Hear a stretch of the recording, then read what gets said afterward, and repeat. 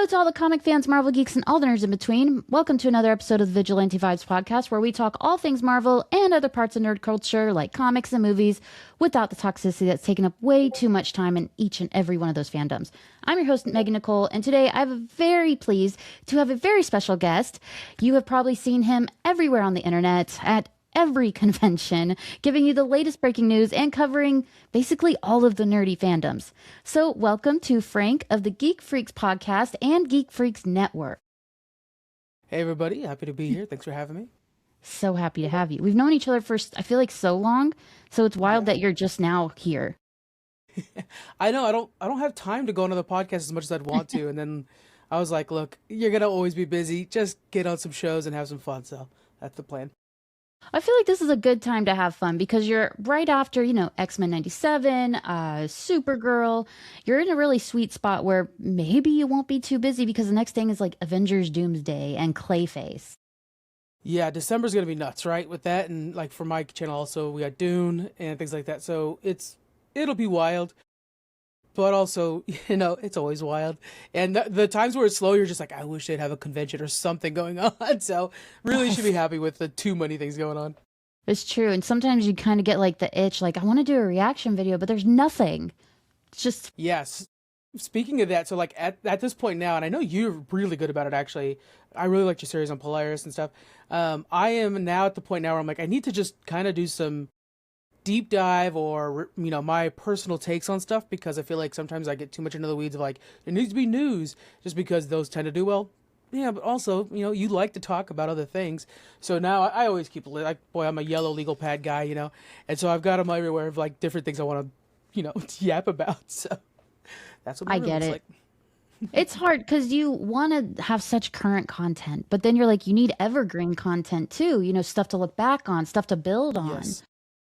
It's a Yeah, weird and place things to have be. changed over time. Yeah, because before, back when I first started, which was 2018, having first off very branded content was important, and secondly, it needed to be like cutting edge, or else don't bother posting it. You wasted everybody's time. So now it's not that. Now it's like first off, if it's branded, people don't care for it very much, and secondly, it needs to just be your take. And it's amazing how much I came out of my shell, like to show my face on camera. That took a long time to convince myself to do that, and now I see it way too damn much. But and now at this point, it's like, but I got used to being behind the brand. I hate to show me too much, but like, hey, just be honest about who you are. So that's what content creation is nowadays. It's definitely putting a lot of faith in yourself. And Yeah. because there are days where you just get so sick of your own damn face. You're like, oh my God, why? Yeah. And then the comments too. I mean, it's amazing how many like great comments are like, oh, that's nice. But then like that one bad comment's like, well, that'll live with me for a week. I I'll never forget know. Like, to touch on what you said, I think last year I did a video of a list ranking Marvel's Phase 2 movies from best to worst, in my opinion. And I got like two comments that was like, Phase 2 is over, right? You're really late. And I think about that all the time. Yeah, and that person put like zero thought in that comment, but you did not. I know y'all didn't follow me. I know you didn't like Yeah. go the extra mile. You just saw it, you didn't watch it, and you left the comment. And I was like, stupid, Megan, stupid. What are you doing? We love every single listen, every single view, guys, but you don't even know how much we stress out about it. But honestly, it's for the love of the game. It wakes me up in the morning when I'm like, hey, there's a new thing coming out today. I gotta get up. I gotta get going. It's true, because like if you think about it, I don't know, 20 years ago, people didn't have this. They could just look back and see like, oh, this is my mom liking these movies that we're watching now. They Great don't point. have that very weird photo album to look back on. And like maybe it's really weird. It's probably weird, but I always think if I die early, my kids are going to have so much content of mine. Good for them. I told my husband, and he thinks I'm weird for it, but it's like this is really an internet diary that you can always look back on, and it's fun. It's like for the love of the game. We didn't get to do this younger. We didn't get spoiled like this when we were younger. This is what we do. What the hell? Yeah, to me, like first off, Megan, let me make you feel a little bit better.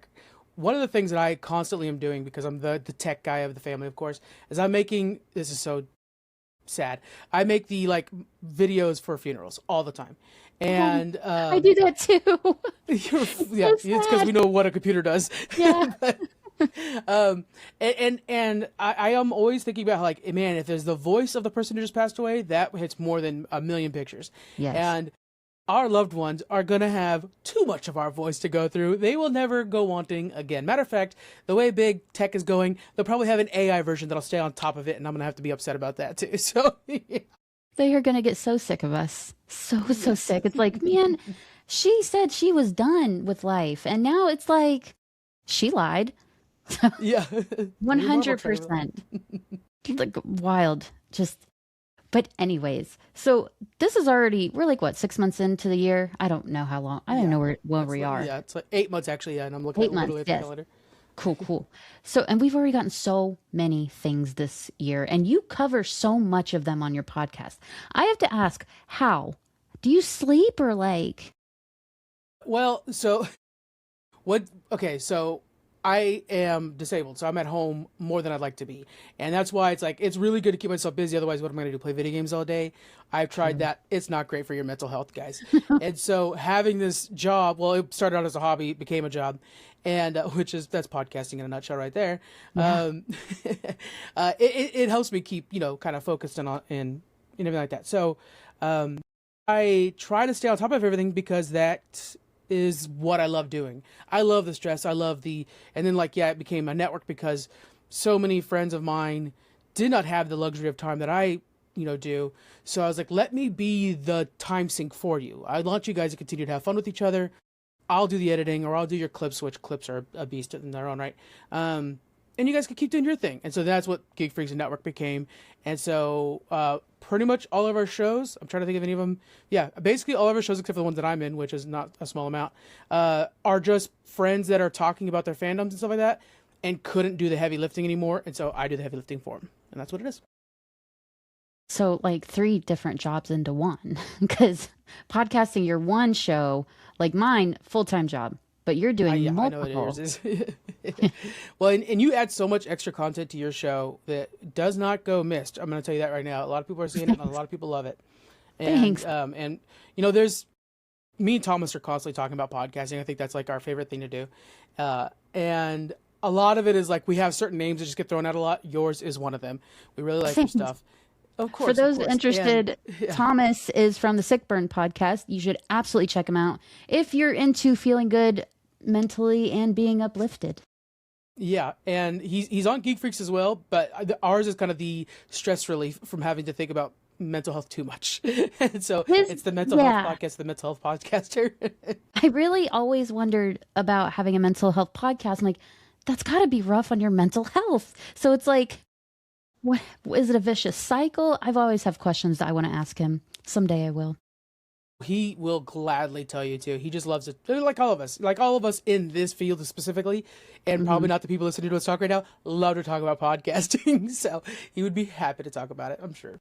But it's interesting because, like you, me, Thomas, we're in a very small, strange minority where we have positive things to say about it, which is not, Yes. which is feels like it's very new because you go on Threads, Facebook, everyone hates podcasting when they're on a podcast, and I don't get it. If you don't like it, what are you doing it for? I think that boils down to something that I think you also agree with this. Matter of fact, look, Thomas is literally texting me right now. Is the fact that we are generally positive about our fandoms too, and I think podcasting has become one of our fandoms. And like for Geek Freaks, we'll joke about like a fandom a little bit, but we'll never harsh your fandom. If you are a fan of something, hey, we're all for it. I remember when people hated the prequels to Star Wars, and I was like, but I think I like them, guys, and nobody was there with me. I'm here with you now, and I think you're the same way, Megan. You're not going to harsh anybody for liking something, and it goes beyond fandoms as well. We're just generally trying to be as supportive as possible. I try to support as much as I can is what I'm trying to say. And a lot of people out there, they get things from the rage bait clicks, and like, boy, just type in any video game name or anything Marvel and just look at the thumbnails and all the AI generated garbage, and Yeah. unfortunately the views that those are getting, I don't care about that life. That's not me. So stay away from that. Yeah, that's a whole different fandom in their own. They're Yeah. not in it for the love of the game. They're in it for the views, for the money, for all that. And it's like, I think I would be really miserable doing that. I think having a positive podcast, you do have to try at, but it also kind of trickles down into other parts of your life. Like if I have people who ask me to make a video about a certain character, and it's never a character I like. It is never one. And I swear to God, I don't know why, but they always ask for that one. And I go into it thinking this is someone's favorite character. I am not going to go trash his character, even though I don't like them, Jean Grey, but that's fine. It's fine. Ooh, it's a heavy hitter that you don't like. She's just so damn boring. Like Mm. they've already done too much to her. They don't know what to do with her. I love Stephanie Phillips' run with her because it explored her at the top level she's at. It wasn't like, oh, she died and the Phoenix brought her back. Oh, this happened, but Yes. she died again. They've gone too far. They don't know what to do with her. Just kill her, give her a few years off, bring her back, just normal mutant, then go from there. The classic comic book move. Like sometimes you just need to kill the character off. Green Arrow. I mean, it's happened literally all the money. You need to go through them. Kill them off for a little bit. Let the sidekick take the lead or whatever, or team forms around them. Gosh, it's literally happened every time. And then they come back and they're like kind of telling their origin story again, and we're all for it. Has there ever been a person that you've dug into, like Jean Grey, where after doing the research on them, you've learned something, or maybe there's a new appreciation for that character? Most of them. There's like a large majority. There's quite a few mutants that were just never vibed with in the comics. Was just Mm-hmm. always like, why are you here? And then by the end of it, because when I do my breakdowns, I read everything about that character. So you see every different scenario, and you're like, you know what? Maybe T'Challa wasn't a piece of crap. He still might be, but that's beside the point. That's a tough one for me to swallow. Jean Grey, I can see. T'Challa can do no wrong in my book. It's hard because the MCU's just made him so good. Yeah. He is perfect in the MCU. Like, I would be fine with them just putting that version in the comics, 100%.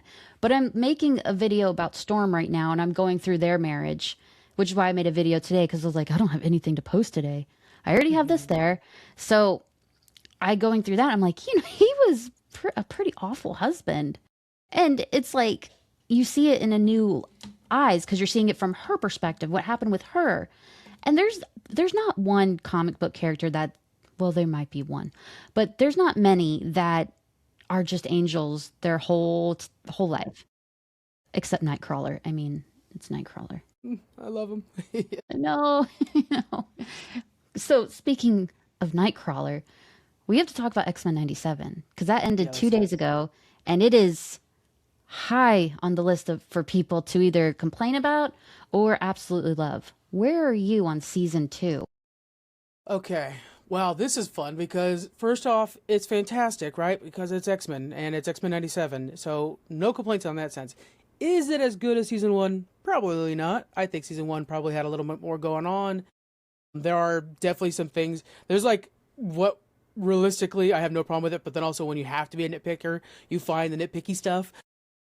I had so much fun with it, and Gambit's back, but that Nightcrawler ending, especially since I thought there was going to be 10 episodes, not 9, and so I'm watching this and I'm like, wait a minute, what's happening, guys?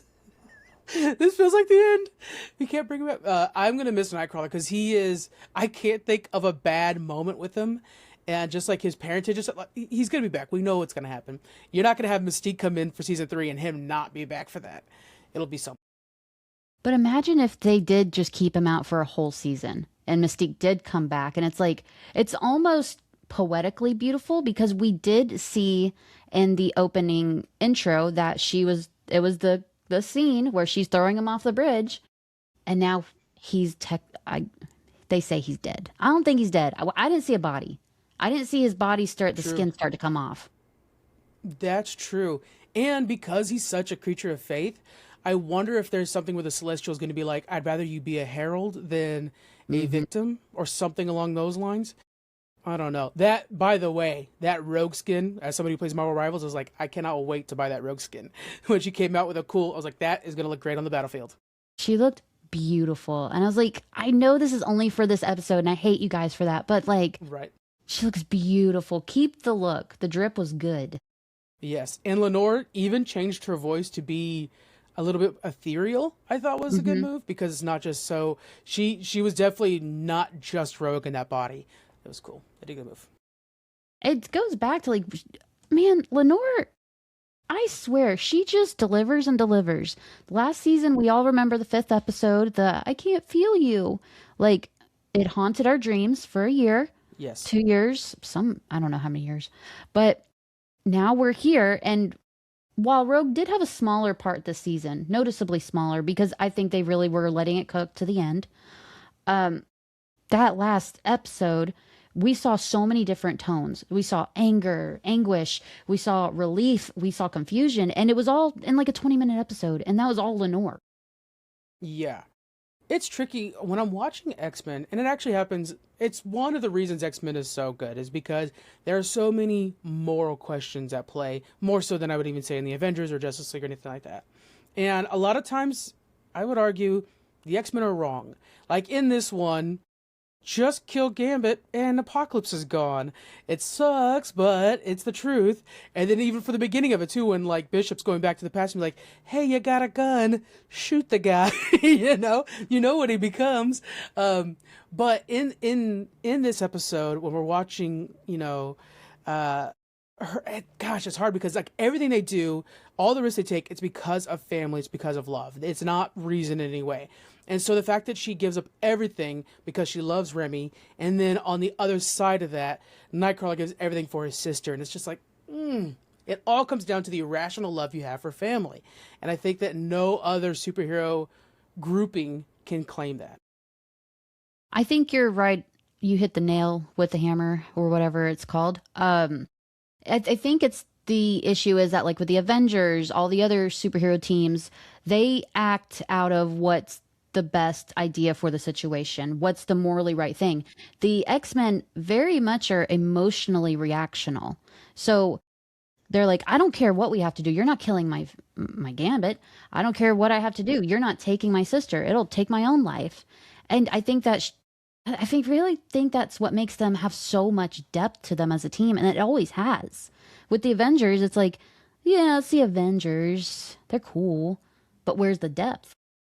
Yeah, and I think they try to be as rational as possible. And I think that's why Civil War hit so hard, because it was like, there's a good point on both sides, rationally.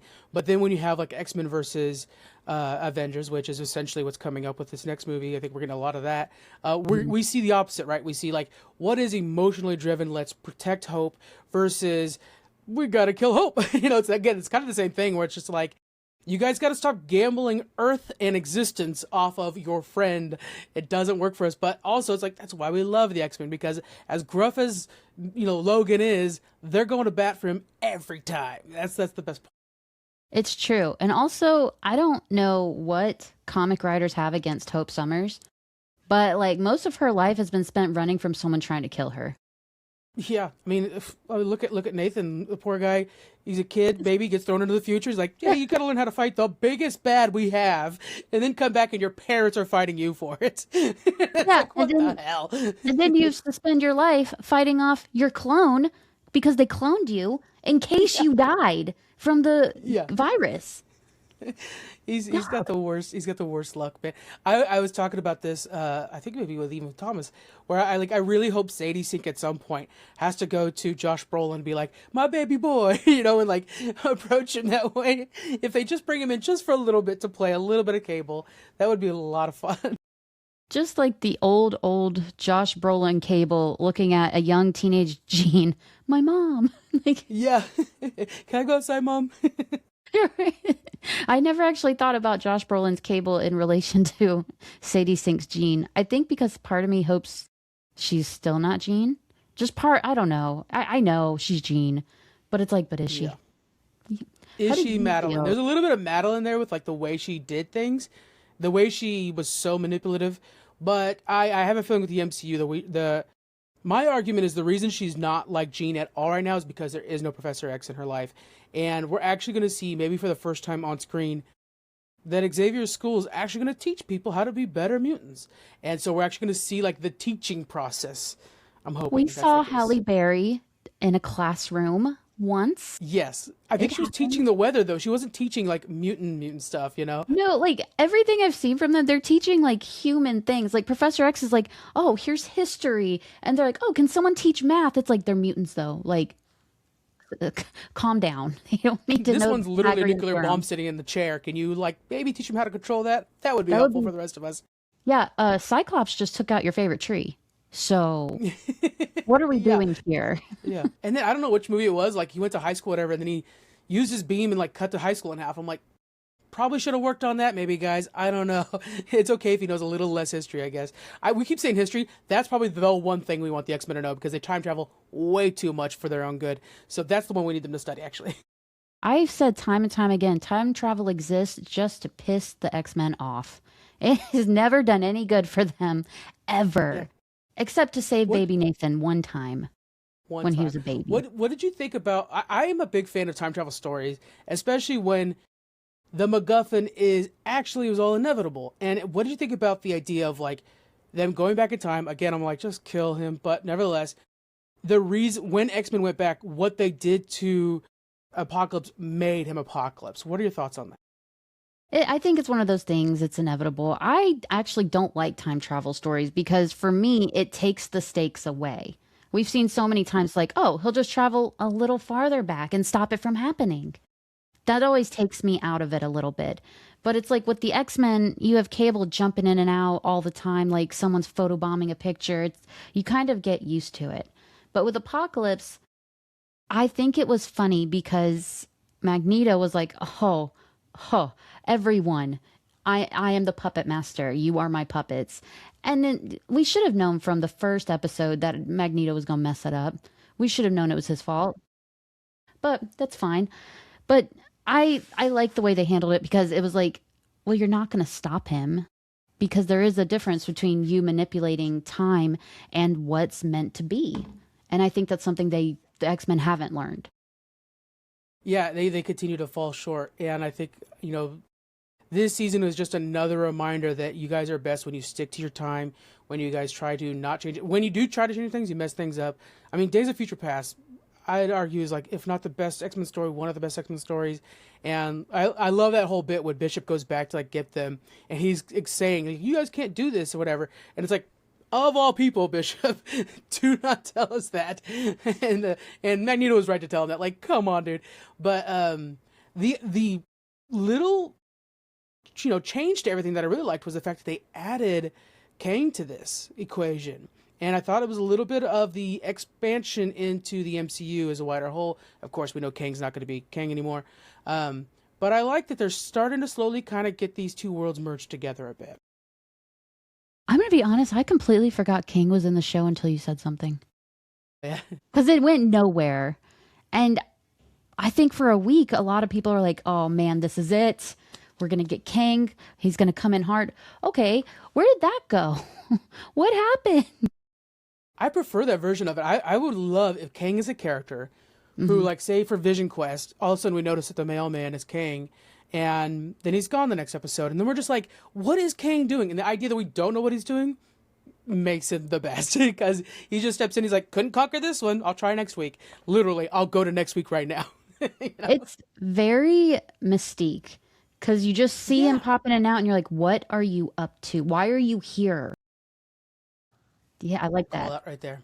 Yeah, because like Mystique at the end of this season, when she goes and I can't even remember her name, but she kills that one, Val and it's Cooper. like, thank you. And you're Mhm. like, how long have you been working on this? Was this something that you did randomly? You don't know, but you know that you're just getting a peek at a plan that she probably had for years or months or whatever. And then you're also like, who is she working with? Because she doesn't work alone. She seems to be working alone, but there's always somebody else that's on a contract somewhere. So yeah, that's gonna be Does fun. that mean Destiny's right around the corner? Yeah, who I don't even know. Um, who was the one? Oh, So also Creed is president too on the TV. By the way, I'm trying yeah, to remember what they else did we learn in that? Yeah. they were very distinct showing that. So it's like, okay, so she's going to be Val Cooper and get close to her son, who it's only fair if you throw him off a cliff too, to I think it would be Nightcrawler. nice for everybody, really. Yeah, Yeah, yeah. I think Especially so. since his fandom, I'm a little tired of his fandom IRL. So please throw him and his fandom off the dang cliff already. There was a lot of a lot of nods to his fandom in the show, and I appreciate it. Like just the random, oh look, a guy hating mutants wearing a red hat, and it's like, Mm-hmm. I see you. Loved it. Yeah, everybody who's like, when did X-Men get so woke? I'm like, bro, you have not been reading the books. You haven't watched a damn movie because you're out here rooting for the Cure right now, okay? Like, come on. And you got me going from Xavier to Magneto over you, so calm down. It's a lot of people have shown that they are very Friends of Humanity coded with this show. Yes. And I'm like, you know what? Thank you. I wanted to know that about you. So now I know not Yeah. to mess with you. And now they have big red hats, so you can see which ones they are, too. Yes, it was the same people that were saying they shouldn't be inserting politics into the show. And it's like, sounds like you're offended. Same thing happens, off of Marvel a little bit here, but Star Trek, I'm a big Star Trek fan. Matter of fact, there's, 4 Star Trek people in this season alone, because Star Trek and X-Men have always been really close together. And same thing for that. They're always like, oh, it's so woke. And it's like, actually, Gene Roddenberry wanted to create an ideal utopia of, like, a socialist future. So from the get-go, it has been woke. And so, like, I mean, it's the first black woman, male, white man to kiss on screen. Wow. We had gay couples and trans couples in the 90s, which was very new at the time for television. And it's like, y'all not paying attention. You gotta watch the show. Yeah, so I don't have anything to do with Star Trek. I saw one movie that had Chris Pine in it, and I was like, it was okay. Yeah. So I didn't know all that. That's really cool. Yes, so the Chris Pine of it all is very much like, hey, let's try to make it more mainstream so we can get in some mainstream fans. And it worked well. Those are great. I love them. That's the Kelvin timeline. But everything else is in, like, I can't remember the name, but like the 60s on. And it was constantly, pretty very progressive, frankly. Very progressive. And matter of fact, some of the characters that were in this, let me see. Rama Tut is the Q. There's 4 different characters. I can't remember them all. But, like, yeah, they're all from Star Trek that are in the show. And that happened back with the Next Generation and the original series as well, plus Gargoyles, if you watched Gargoyles back in the day. Casting was all mixed up between those 3. I had no idea. This is eye-opening. I was curious why I always saw someone have a strange Star Trek comparison to X-Men. And I was like, are y'all just like, is this your thing? Just. Yeah. In Star Trek lore, there's a Third World War. We're getting there, guys. Just kidding. There's a Third World War. And after that, we were like, this can't happen again. And, we kind of tightened the ship up a little bit. And again, it's like, there's no currency anymore. They get rid of all money, so nobody's poor. And, ranking would be basically your knowledge and literally your rank at work, essentially. But yeah, it's this utopian future. And there's we're totally getting off Marvel now. I'm sorry. But there's even like an alien race called the Ferengi. I'm learning. There's an alien race called the Ferengi, and they have these rules of acquisition, and they are supposed to be like the uber capitalist, and they're a joke. They're a laughing stock because they have all the rules for how to make as much money as possible, and they're just meant to be. And like every story with the Ferengis, eventually you teach one of them to care about something other than themselves, and it's like, yeah, that's what the show's always been about. It's always been about that. And then, like, speaking trans rights right now is a big topic of the day. Unfortunately, it's because we're having to defend them as much as possible, but in the 90s, there's a big story about, like, the embodiment of a character. She was basically being the next holy person. It's hard to explain. It's a lot going on. But basically, the inside was different than what the outside was presenting. She changed her name, and I think even her pronouns at the time, too, and became that new character. And even the Klingon, which are, like, all war and hunger, like, gotcha, new name. Anyways, let's go do this. It's that easy. And that was in the 90s, guys. Come on. And they said, oh, there was no trans people then. They were always there, my friend. They've always been around. They just have been oppressed. Yeah. Yeah. Like, let's calm down. Trans rights, all day I've seen on my Threads account, which is easily the best social media. Absolutely is. Protect trans kids. Trans lives matter. And I've been so happy to see it. And we know it's because of the Harry Potter show. God, you know what sucks about that? You know what really sucks about that is, as somebody who kind of covers as much geekdom as possible, we've made a decision. We talked about it on the podcast. We're not going to be talking about the new Harry Potter show because J.K. Rowling benefits from it. We're not going to help her out. True. But that doesn't mean I didn't love watching Harry Potter when I was younger. No. And it sucks to not be excited about this. But until WB buys those rights out fully from her, I can't have any fun with it anymore. And you know how much I want to celebrate the fact that I'm in House Hufflepuff? Come on. Like, guys, this sucks. But you ruined it. I'm in the exact same place. Like over at Nerd Initiative, we made the decision we are not touching that show. We have people we love that are trans. Even if we didn't, it's not right. Because she has said that she is using the money from the show to bankrupt this trans hate train. And it's just someone you know is trans. You may not know it, but they do. Someone can see what you're saying, they can see what you're supporting, and they can see you putting money into her pocket so she can hate them even louder. It's just common decency. Like, I haven't even seen a trailer. And I was the Harry Potter fan. I went there on my honeymoon to Harry Potter World. Got it. By the way, Harry Potter World is kind of awesome. It I is do love me really some cool. Butterbeer. That, And it's but like oh my now God, I I go thought about right it to the every day. Simpsons world because I'm like, well, it's better. Yeah, I grew up on Simpsons. I can do that. Yeah, that's a damn And shame. it is. It's horrible. And it's like, I just don't understand how you can make a whole book series about a child who never fit in, who finally found his people, who where he was accepted, and you're just a whole ass bigot. How does that That's the happen? betrayal. That's the betrayal because Harry Potter is so LGBTQIA plus coded. The fact that she turned out to be a full on bigot, it's like, you are kidding me. How is this possible when everything in your world was geared towards giving them a place? Literally, it's a safe haven for people who don't fit in. That's Hogwarts. Yeah. And and the community and even the people that like the purebloods and stuff like that, they're the bad guys. Why are you a bad guy from your own book? It's wild to me. That's a shame. It is. And it's just, I, like I said, I have people who I love that are trans, and they've even Hmm. said that they were the biggest Harry Potter fans. I have one friend, she was like, that was my life. That was my safe space. That was everything to me. And now she took it away. And it's like you ruined so many lives with that. And now the more you talk, you're ruining even more lives because people are praising you for it. That's crazy. It's crazy. I can't. You know, there are some automated things going on with our Twitter account, but generally I don't use Twitter as much as possible. I don't use Twitter. I mean, we have to use some of it, but because it has become such a cesspool. And guys, if you're not on Threads yet, I hate to like push a meta. I mean, God, we're really totally going socials, aren't we? Not to push a big tech firm over here, but Threads is a really nice home for us all. Come on over and hang out with us. We love to chat. Yeah. It's so wildly different over there because Hmm. on Facebook today, I posted on my page saying Warren Ellis was he 60 different women have said that Warren Ellis had sexual misconduct towards them. 60, not 16, 60. And every comment, which was like 50 comments, well, he wasn't found guilty. He wasn't, you can't prove he did it. And then on threads, everyone's like, fuck him. He's a piece of trash. Throw him Exactly. in jail. And it's so wildly different, these two places. Yeah. One feels very safe. One feels Yeah. terrifying. One of them is better for fostering community too. If we're looking at just nuts and bolts of it all, like X is very. I hate to just say X, but X is a place where I'll post something and let the post die, knowing it's gonna wither on the vine. But over at Threads, it's a conversation, and so when I post something over there, it's like, oh, let's get people talking. Now, I will say, the conversation leaves me very quickly because I'm not. I got other things to post as well, and people will be Same. like, I'm like, hey, Yeah. keep on going, guys. You're doing great.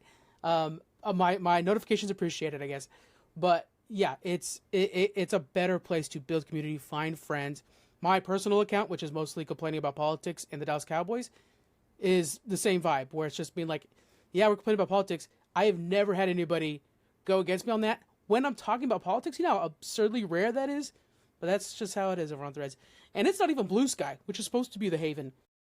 But Blue Sky, for some reason, let's boy, yeah, that's another one. What are we even talking about today?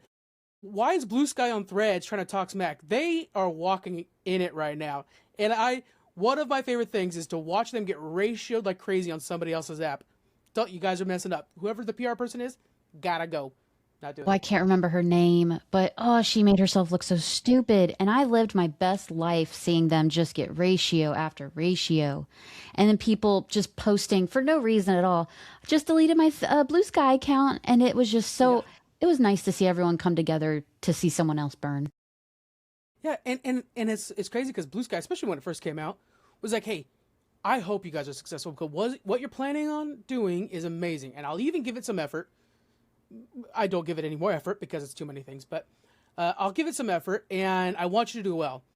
But doing this little like jumping on other platforms to like somewhat talk smack, and then even like apologize it, which apologizing wasn't right either. Man, they I don't think they're posting on Threads anymore because they have been getting their butt handed to them. Or they got fired. Because there's not many Or like, people that work for Blue Sky. I remember when it first started, time after time, it was just breaking down. Nothing was working. They're like, there's only 8 of us working here. We're so sorry. And I was like, you know what? You do you. It's okay. But now it's like, it's just talking into the void over there. So, I was backing. I can't even remember the name of it now, but I was backing like the TikTok version of. It was gonna run on Blue Skies, but it was gonna be TikTok, and I was a financial backer in the beginning, like a Kickstarter backer, not financial in that way, but it was so messy and so much of the development behind it was just like we're trying to make this thing stable. It's unstable like crazy. We have the code, we have everything else. We're just trying to get this thing to not be bad. And then they ran into a moderation problem, which of course is a big thing with social media, where they were like, well, because Blue Sky you could post anything, it's really hard to like, make sure it's safe for kids. And I think that app is dead now. I don't know, but I remember like opening it up and trying it out as somebody who was again paying for it. I was like, holy cow, guys, this is not safe. You gotta shut this bad boy down quick. And that was like before AI really took off. I can't imagine what's on there right now. was that like Red Dot or something? There was like 4 different ones. Red Note was the That Chinese that was the replacement. one. Yes, and I have a Yeah. brother that was like, Red Note's the future. He's back on TikTok with me. And I'm not saying everybody should go to TikTok. Look at us. Oh, God. I'm not saying everybody should go to TikTok either. I have a lot of fun over there. I've got my little corner. But, like, my TikTok feed is very much different than, like, my dad, for example, who's his, like, all diesel engines. And mine's politics, essentially, and geekdom. Yeah. I Oh, was goodness. on TikTok for so long and then I gave it up. Whenever they got a new owner and then Hmm. everyone's stuff only got 0 views, I was like, I'm out. I'm done. I'm sick of learning the rules of a new land. I can't do it anymore. And I've been happy ever since. Friend, I hate TikTok. I hate it so much. It's hard because it is the most adapting algorithm. So there Hmm. is a lot of research that goes into it to just try to stay afloat. Right now, I am Yeah. not doing well over there. I'm doing good on Reels. That's trial Reels was the best thing they've implemented on that thing ever. Thank God for Um, them. I love it. Yeah. And so Reels is doing good. And YouTube, I notice, is just kind of the stalwart. It just keeps growing if you just keep putting effort in. And so, yeah, I'll give you all the effort you'll want. You just got to reward me with something. And Twitter has died on that, and TikTok's not really helping out much right now. So, yeah. Yeah, it's very much consistency is key. But if I'm with TikTok, I was like, I am consistent. I post the same time every day, multiple times a day. I had a TikTok, this genius TikTok person was like, this is how you do the hashtags. This is how you do this. And then TikTok's like, well, actually, we're not going to use that many hashtags. So it's like, just too much. I want to do this for the love of the game. I don't want to stress about this. When you're editing your video, I don't even know. You know what I'm thinking like right now too. As somebody who does the editing, does a lot of the producing like you do, I'm trying to think like what is Megan going to call this episode? And I don't even have a title for you because we're going everywhere now. X-Men, social media, and socialism. There you go. um, when you're doing your videos though, what do you feel like is the most successful for you? Is it the explainer videos or where are you leaning the channel now? Um, My most successful runs are whenever I have a negative comment because negativity gets pushed in the algorithm, Yes, but it I does. don't have many negative comments. So with my character breakdowns, the ones that do the best for me that get the most seen and get more people engaging are when I explain a character's powers. Hands down, because there's always someone that's like, that's actually not true. And I'm like, yes, it is. I know what I'm talking about. Shush. And Yes, I mean, there's always someone. literally today I have a comment, like I get those all the time, and again, they do stick with me too, where I'll paraphrase something. Heaven forbid if I paraphrase something. I was paraphrasing a thing from the Targaryens, and they're like, well, actually, this thing is this. And I said, first off, it's basically, which covers my ass fully. But secondly, what they're telling you is either they're a conqueror or they're a ruler, and you're going verbatim from Old English. Clearly, I'm modernizing it, but oh God, I can go forever on trying to fight back on comments. I have to stop myself because it's the little ones where they think they know more than me, and I'm like, one of Yes. us put so much work into this and the other didn't. So don't try me. Like today, or it was yesterday, I posted one about what Magneto can do without his powers, like how his brain is just as important as his mutant powers. And at one point in the video, I said that he's does well in hand-to-hand combat, meaning I'm not going to be able to take him out if he punches me in the face. He's got some Right. hands. Not saying he's amazing, but he could hold his own. And someone said, "Well, actually, I wouldn't say he's very well in hand-to-hand combat, but I think in a bar fight, he would be able to stick to himself and hold his own." And I was like, "That's what I just Yeah. You literally same thing twice. yeah, it's just like, did you want attention? Or could like was there any other way?" And then it's just like at the end of the day, you're like, "You know what? That guy's not thinking about my comment. That guy's not thinking about me. Why am I thinking about Yes. him?" I'm glad you're doing that protection to your own mental health because that is very important. And one of the things I do, and I this is probably the most arrogant thing I do maybe, is a lot of times when somebody's doing something like that, I'll check out their profile real quick and see I'm all right. I do This the person same. does not care about social media like I do. I do the same thing. Every person that went on my Facebook post that said, "Oh, but Warren Ellis wasn't found guilty," I went on theirs. I'm like, I see now. I see what's Yeah, going on. right. Who they follow, who they're reposting. Yeah, Who we're their okay. profile picture is, who's in their cover photo. I see that. Yeah. Now Like, that has bit me in the butt before when I go on their page and I'm like, we would be best friends normally. What did I do wrong? But generally that doesn't happen. there was one like, oh my gosh, it was after the first 3 episodes of X-Men, and I posted a clip from my review of it, and I was like, the fan service was turned all the way up, and I thought it was used perfectly. This is a perfect way to show mutants. This one guy, this one fucker, he posted on it saying, all you guys do is complain. You don't like anything. You think the show was made for you. I remember And that comment. yeah, yeah. And I said, "Did you watch the video? Because this was a positive review." And then he Yeah. deleted the comment. And I think about him every day because I'm like, you just had to say sorry. And I have some friends who are in other fandoms. They're like, he's huge in other fandoms. He's got like 50,000 followers. He's a big deal. And I was like, well, that big deal just deleted his comment because he was wrong. And it just drives me nuts. Don't okay, so here's some advice for people on social media if you're getting into it.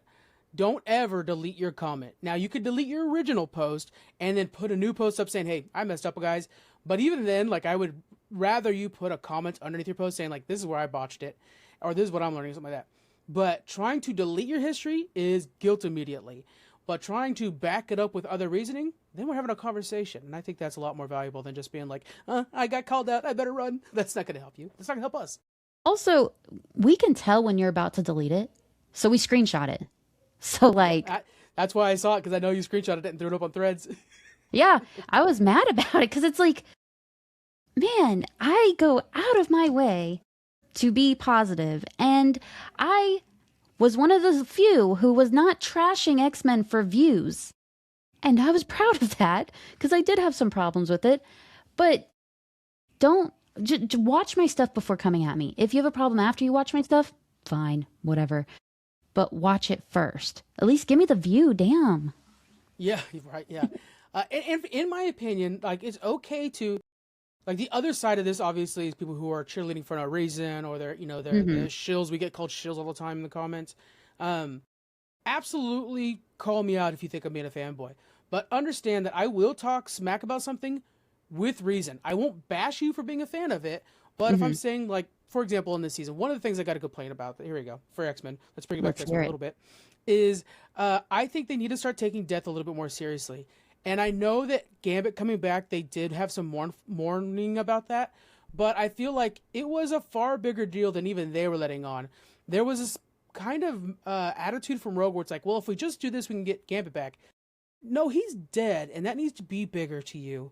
Not that she wasn't like emotionally impactful, but the resolution of getting him back was just like, oh, we all have to do just 1+1, and then when he's here, that needs to be huge. And I know that us as viewers know that he's coming back because of course he is. It's comic book stuff. But you as participants need to believe. Now, see, that's the thing. Is like, am I bashing X-Men? No, I'm just saying I loved this whole thing. This is a part that I would want fixed if I could fix something. Two different Could things. could not agree more. And just wait till they get to Krakoa. Pretty screwed Yeah. then, because they're just going to be God. growing people in eggs. Everyone's coming back. Yeah, they're Nightcrawler. We'll see you in a sec, but wait till we get to Krakoa. Yeah. We'll see you tomorrow. It's fine. But I completely agree because my biggest complaint about this season was the pacing. And a lot of people took that as, well, they didn't make the show for you. All you do is complain. All you do this. And it's like, how is it a complaint though? Because I'm saying I want to see more of what they're giving us. I want to see more of that. I want to see expanded on. I Yeah. think that's fair because I the think that's pacing fair. was exhausting. It was exhausting, especially compared to the first season, where the complaint might have been they're going through the story too fast. Because I think Madeline Pryor was one episode, the Yeah. Inferno. Yeah, Yep. it was way too fast. So uh, it was a huge gear shift immediately. Um, but God, there's so many elements that were just. I love when it rhymes, and one of the things that rhymed in this finale was when I don't know if you caught it, but when Cable's coming down and he's shooting the gun down was the same thing that his dad did in the first episode of season one with Oh, the that's laser right. eyes. I didn't And he's like, realize "It's the that. same move." I didn't realize. That's so cool. Good Yeah, I catch. love when they do that. I love when they rhyme. And MCU is really good about that. And yeah, hopefully that's another little bit of like MCU touch on the X-Men. Yeah, I do like when the MCU does do that and they know it's going to become someone's threads post the next day. They know it. So that's what happens. And I like that they're aware of that. And I like that they know that we're going to spot these things because we think they're cute. Also, I didn't see enough people talking, but we got the crop top back, people. Gambit's back with the crop top, Oh, he and is. That's he right. is. We got the crop top. AJ has totally embraced that, by the way. You notice how much, I don't know if you follow him Yes. on, he wears that shirt a lot. Good for him. Look, if you have the body for it and you feel Yeah, comfortable and fair safe, enough. do it. Like, even if you don't have the body for it, if you feel good in it, do it. But if you look like Gambit, you're rude for not doing it. I love when voice actors like they figure it out. They're like, "This is my character. This is me forever now." And I can't remember his name, unfortunately. It's, Daniel. Oh, there it is. The voice of Namor from Marvel Rivals. He's now just Namor. In his social media, everything he does is Namor now. And so it's just so fun to watch him because it's like you're following Namor on social media. I And love yeah, that. he's having a blast with it. Well, it's what Lenore's done. Her whole life is Rogue. Her first book she wrote, she name dropped Rogue in the title, A Rogue's Tale. Yes. I love that because it shows me like you are protective of this character. You love this character.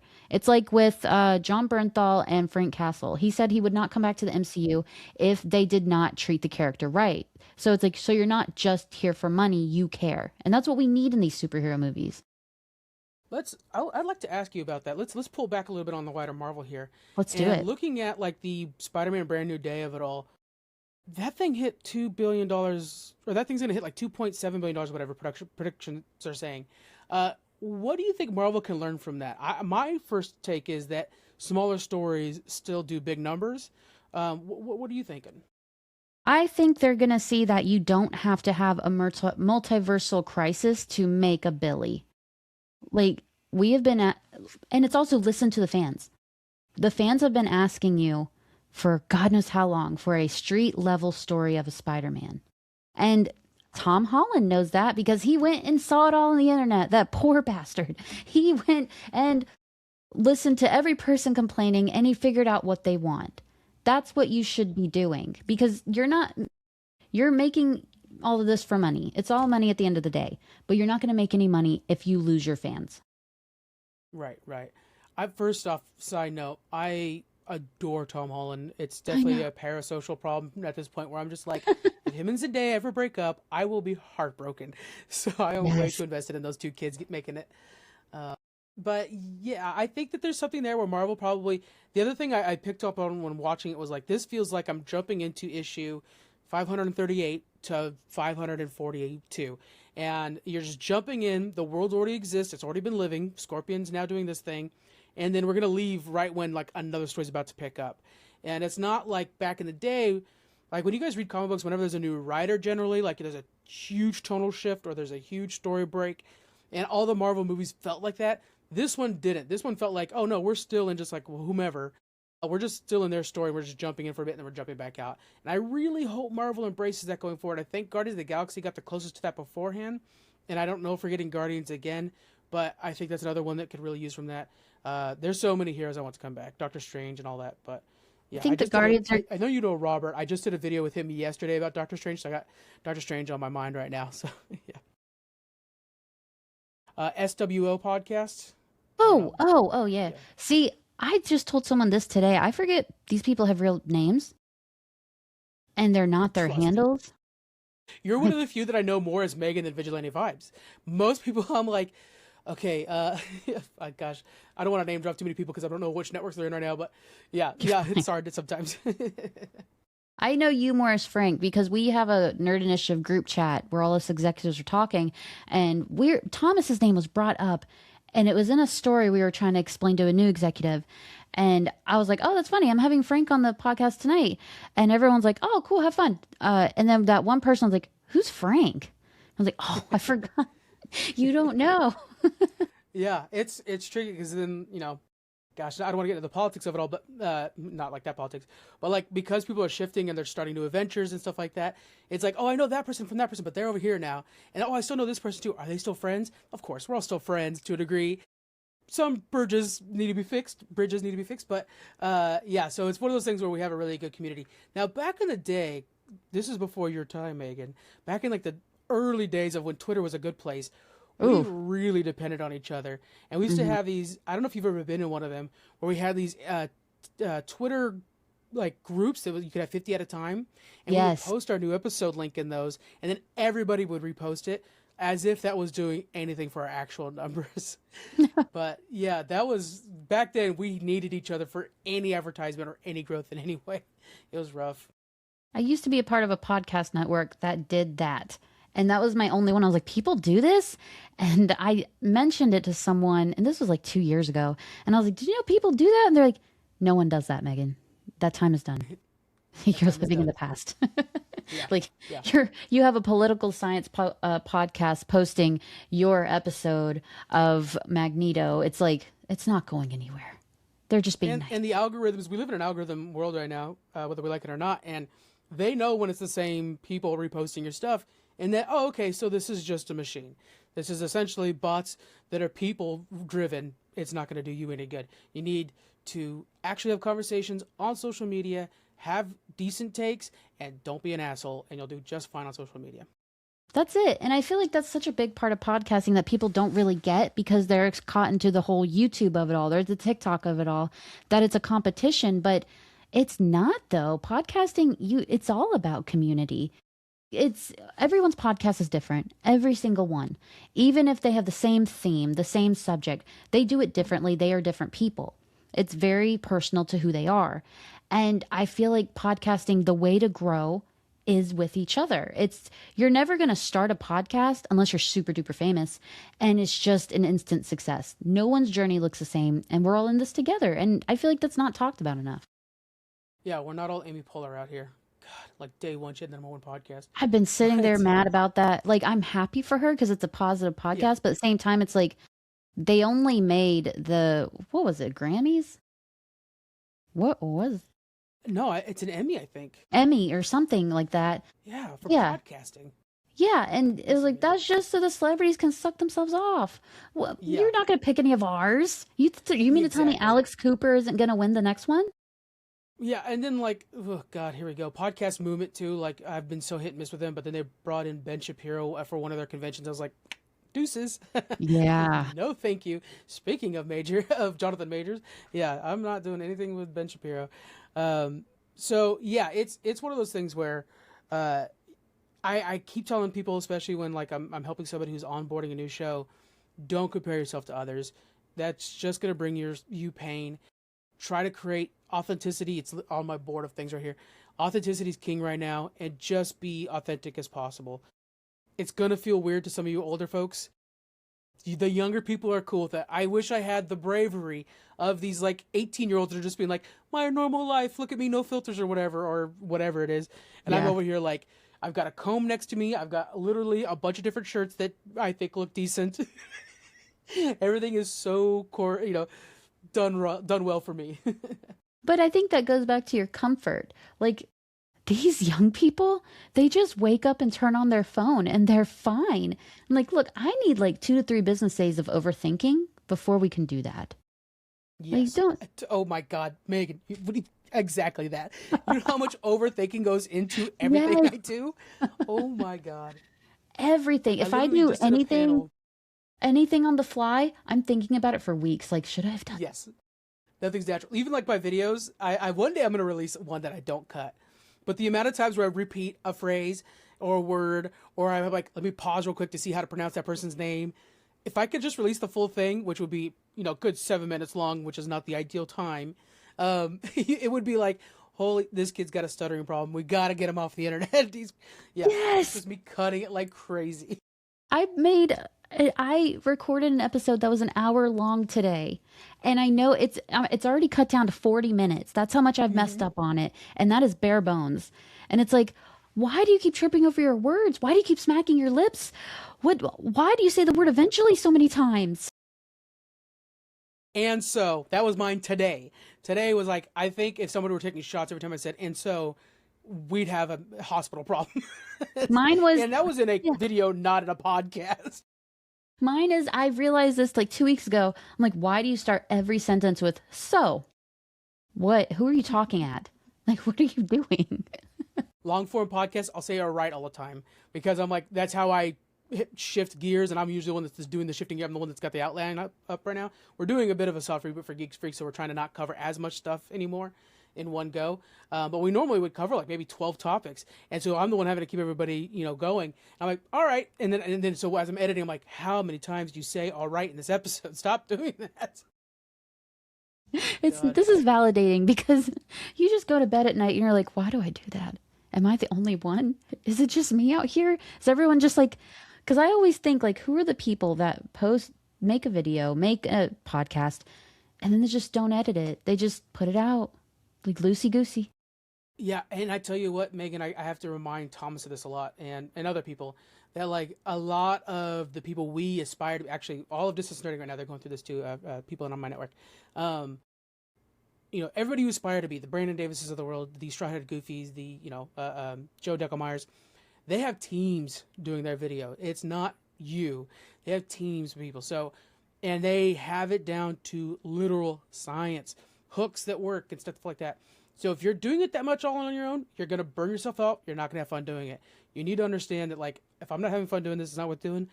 Try to just have fun first, and then like I'll help you get your numbers up if I can. But just have fun because you could get you don't have a team behind you. That's what I'm basically trying to say. Those guys literally show up just to talk and leave. They don't do anything. Like Yeah, they must they be don't nice. practice. Yeah, they sometimes they go, they don't know what they're talking about. We Yeah. spend how long on one episode and these people just get dressed for it. That's it. And a lot of people compare themselves to these people and I think that's so sad because why are you going to try to do what they do? They're already doing it. Do what you Right. do. No one's done it yet. And it's And I just will sad. to push back a little bit on that. I will say if you want to be like them, I think there's a some merit to what they're doing because it's something that I have a hard time with personally of being so natural. And I think like Juju Straw Hat Goofy is so good about like new trailer out, which of course he makes it look more natural than it actually is. We know that, but new trailer out. Let me film my reaction to it. Oh, I'm having a lot of fun with this and stuff like that. And then he goes and somebody else edits that. That's fun. But I think there's a level of like I overthink things. I wish I could think less like he is pretending to think less. And so, understand that they have a team behind them and that they're also faking it to make it sometimes. But don't compare yourself to people. I have friends that I'm talking to that are like comparing themselves all the time to some of these big guys. It's like, well, why are we not doing those? It's like, well, you know, first off, just blatant luck will get you a whole lot further. And True. keep going and keep grinding away, and eventually you'll make something of yourself. It's fine. It totally is. And, your journey is different from theirs. You don't want to be Brandon Davis or whoever else you named. I don't know A those bunch of people. names that are all Yeah. basically the Brandon Davis clones. Yeah. Yeah. They're all, and like, that's my thing with all these bigger creators. I'm happy for you guys, very happy for your success. But at some point, you guys kind of all look the same to me. There's not that, there's not that like that mom and pop store feel Like you'll never go into the same one. It's Mhm. always a different one that has its own cozy feeling. And that's what I like. I like that about podcasts. I was just talking at a panel where we were talking about indie marketing, and I was trying to explain to them like if you're this is a panel for a group of people who make board games, and they were like, I was telling them go on every podcast you can, on every YouTube channel you can. If you see that they have 5 views, it's okay because those 5 viewers care a whole lot more than the 50,000 viewers of somebody big. Those people will not follow their recommendations. But if you're watching somebody who has 5 views, you care about what that person says a lot. And so when they suggest your board game, that means something. And I think that's just kind of this new era of indie first, advertising. And we're seeing it across the board. Like we're seeing the high rung people start to come down to our ilk to start advertising on our shows. It's like, yay. But that's because they know that our fans are far more motivated to follow us than necessarily like the IGNs of the world. There was a time when IGN was like king of all geek conversation, especially in the video game side. And now they're desperate to post as much as possible. And it's like, it's starting to show, guys. You got to slow down a little bit. Yeah, You got to be more yourselves. them and comicbook.com. The mask is Yes, slipping and it it is. sucks because comicbook.com was like my favorite one. And now it's like Yeah. everything's AI generated. And it's like, well, I know I'm doing better than you because I don't need to use that. And I enjoyed myself more than you did in making that. Yeah. That's That's like, true. you and me are both big fans of discussing films, and they are constantly churning stuff out, and to a point where there are slow news days where I'm like, you guys are putting stuff out right now because the algorithm told you to, not because there's something new coming out, and that's gotta suck for you guys, because like I generally will feel that pressure, but not to a degree to do what you're doing right now. So yeah, that Have sucks. you ever noticed where they accidentally post on the wrong account, like the owner of Discussing Film, they're they think they're posting from their own account. It's always on a slow news day every time. And then it gets deleted an hour later. It's like, I Yeah, know what you were doing. yeah, It's cute. but I get it. only us who pay attention too much to social media catch that we know what they're doing, Yeah, and everybody else just like, oh, look, it's something new from these guys. And I am not bad mouthing those guys. I'm telling you, you don't bite the hand that feeds you. That's the one. And I use those guys as a very solid news source. So same. I'm not talking smack. Pop culture We're not too. talking You guys are smack, good. but we are talking about your game and social media because I think we all have a different one. We all Yes, have what works for us. And if that works for you, fine. It's not rage bait. You're not posting false things. I could never say anything wrong with you. exactly. Don't post rage bait. I'm happy. One thing that I'm trying to add, especially on Threads where it feels far more welcomed, is I'm trying to add an opinion. Maybe not on every post because that's exhausting and sometimes I'm just like too behind. But I'm trying to post an opinion just to kind of like see if I can kind of surround myself with the people who might agree with me or might have good input on that. And yeah, sometimes, boy, that's a bad move, especially if you try to do fan casting. Boy, you are gambling. But it's fun. Sometimes there's people who are like, oh my gosh, that's such a good fan cast. And then the other 89 comments out of 100 are like, ew.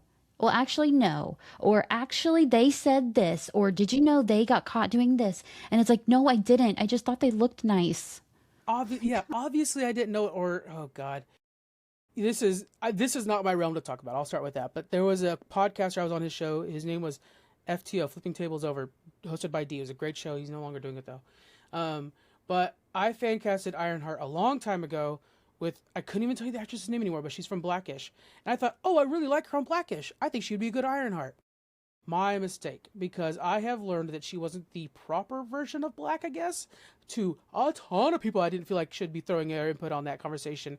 And I was just being like, I'm gonna stay out of it. D messaged me and he's like, hey, I'm really sorry you're getting all this heat from this post under I was the comments of under his. And I was like, I'm learning and I'm observing, man. It's okay. Don't worry. I'm learning and I'm observing. You always learn something from someone on the internet. That's how I learned that Timothy Chalamet said he will never do superhero movies because I said he just would look so good as Nightcrawler. And I said this like 2 years ago. Yeah. And every person in the world woke up and said, I know what Megan said, and I'm here to tell her she's wrong. Because Yeah. like hundreds, that was like my first time getting hit on threads. Hundreds of comments said, he said, he'll never do it. He'll never do it. You're wasting your time. This is ridiculous. And I was like, I thought he looked nice. I thought he looked good. Yeah. Let's wait till the Dune money's done. Then we'll see what he does. Yeah. Well, we'll see. Eh, See, I hope he takes up ballet. Excuse me. That would be not bad. Ballet is a good move for him. He's got the body for it. And I tell you, he's a skinny guy.